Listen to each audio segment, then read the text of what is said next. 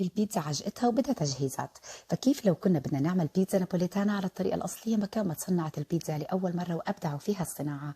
شغفي في البيتزا وفضولي على المطبخ الإيطالي كانوا هم الحافز اللي حط قدامي أكثر من تساؤل. صرت بدي أعرف كل شيء كيف انصنع، مو بس آكل أكل طيب.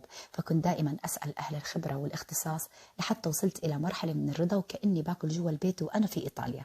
وبالآخر صرت أنا اللي أنسأل. فحبيت أخصص هذا الفيديو على مراحل للأشخاص المعنيين والمهتمين في صناعة البيتزا واللي بيحبوا المطبخ الإيطالي. وبعتبر إنه إجا الوقت اللي أنقل فيه كل شيء تعلمته وعرفته على قد ما بقدر. بتمنى إني عن جد أنفعكم وأفيدكم بكل المعلومات اللي رح أحكيها وما أنسى ولا أي معلومة. ويلا نعطي البيتزا حقها ونحكي عن السر الأول في صناعة البيتزا. أول ما نسمع كلمة بيتزا نابوليتانا يعني إلها مواصفات خاصة ومكونات بسيطة وطريقة دقيقة جدا ونسبة ترطيب. ونحكي بالسر الأول هو الطحين الإيطالي اللي مكتوب عليه تايبو 00 اللي عم بتشوفوه معي هلأ. هو مخصص في صناعة البيتزا، بتميز عن باقي أنواع الطحين بالنعومة والرطوبة وله مواصفات مختلفة. وبتقدروا تشوفوا بآخر الفيديو بدائل عنه، بس أنا بفضل 00. وإذا ما لقيتوه جيبوا المخصص بصناعة المخبوزات، وفي أكثر من براند بتصنع هذا الطحين اللي هو 00. بالنسبة للمغلف الأصفر هذا السميد الإيطالي بيكون عادة بجنب الطحين الإيطالي مرافق له. بنحتاج إنه نجيبه معنا لأنه بيساعدنا عند الفرد وبمنع احتراق العجين وبيعطي قرشة كتير طيبة وطعم مميز كتير، وخصوصا إنه رح نعملها جوا البيت. فهلأ رح نشوف مع بعض طريقة من أحد الطرق اللي بتتصنع فيها البيتزا نابوليتانا. لأنه في أكثر من طريقة لصناعة البيتزا. ففي قاعدة عندهم اسمها نسبة الترطيب. بتتساءلوا شو يعني نسبة الترطيب، خصوصا الأشخاص المبتدئين. هي نسبة وجود المي جوا الطحين كمقارنة في المقادير.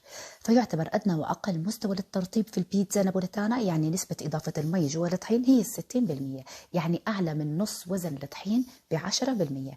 أنا اليوم اخترت أعملكم نسبة ترطيب 70%، فراح أفرجيكم كيف تتعاملوا معها بكل سهولة. بما إنه الكيلو 1000 جرام، فتعالوا نحسب النسبة المئوية. ال1000 جرام فيه يعني ضرب النسبة المئوية اللي أنا اخترتها 70 قسمة 100 يساوي 700 جرام. فإذا أنا بالمجمل رح أستخدم 700 جرام من المي أضيفهم إلى 1000 جرام من الطحين، ولكن على خطوات. في البداية رح أخذ مقادير متساوية. طبعا كل ما زادت معنا نسبة الترطيب بكون التعامل مع العجين أصعب، بس من اليوم بدنا نحاول ننسى هذا الموضوع. بداية أنا رح أعمل الاختمار الأول أو ما يسمى في البري فيرمنتيشن، صناعة الخميرة الأم اللي إحنا رح يكون اعتمادنا عليها. نجاحها هي معناها نجاح المرحلة الثانية. فإذا ببدأ بالمقادير كالتالي: مية باردة جدا بدرجة حرارة الغرفة وأبرد 300 ملي، فما تكون متلجة بس تكون باردة كتير كتير.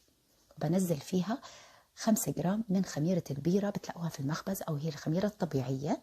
طبعا هي أخف على المعدة وأخف على الجهاز الهضمي، لهذا السبب هم الإيطاليين بيعتمدوا عليها عادة.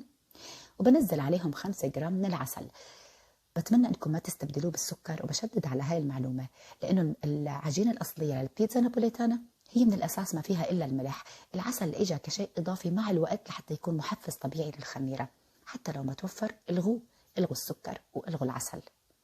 بدوب فيهم العسل لحتى اتاكد انه داب تماما. بعد هيك ببدا انزل الطحين 00 بالتدريج، 300 جرام من الطحين 00 لحتى تختفي المي من قدام عيوني. بضلني أقلبهم وحتى أحس إنه صار قوام العجين معي زي العوامة أو زي لقمة القاضي. بعد هيك بنسكر على الحافظة أو الكونتينر اللي قلبنا فيه المكونات بإحكام تام عشان الهواء ما يفوت على المكونات اللي عملناها ويخرب لنا إياها. إحنا هيك دورنا بيكون انتهى لهون، بما إنه هي المرحلة الأولى. طالما أنا سكرت الغطاء على المكونات فإذا انتهى دوري لتاني يوم. بتركها ساعة في درجة حرارة الغرفة ومباشرة بنقلها على الثلاجة لحتى تقعد بالثلاجة عندي ما بين 16 إلى 24 ساعة. يعني ما بنطلعها نشتغل فيها قبل مرور 16 ساعة ولا أكثر من 24 ساعة. وطالما سكرنا عليها ما بنفتح الغطاء عنها أبدا إلى تاني يوم لعند ما نيجي نشتغل فيها. فنجاح المرحلة الأولى يعني نجاح المرحلة الثانية. تعالوا تابعوا معي الفيديو الثاني ونشوف نجاح الاختمار والنتائج مع بعض.